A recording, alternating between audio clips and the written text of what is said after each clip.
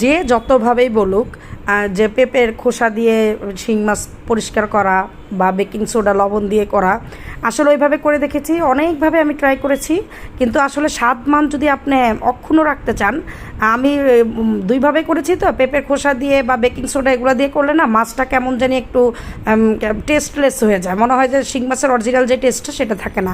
যে যতভাবে বলুক, যত আধুনিকই হয়ে যাক দুনিয়ায়, একমাত্র টিনের স্টিলের যেই সোবাটা আছে ওইটা দিয়ে বা হচ্ছে এই পাটায় ছাই দিয়ে ডলা, এটাই আমার কাছে মনে হয় যে বেস্ট হয়। মাছও পরিষ্কার হয়, মাছের মানে স্বাদ গুণ সব কিছু অক্ষুণ্ণ থাকে। তো আমার কাছে আসলে যত আধুনিকই হোক, আমি এইভাবেই মাছ ডলে খাবো ইনশাআল্লাহ সবসময়। মাছ এরকম সাদা না হলে বা এরকম এইভাবে না ডললে আসলে আমার কাছে শিং মাছটা ভালো লাগে না।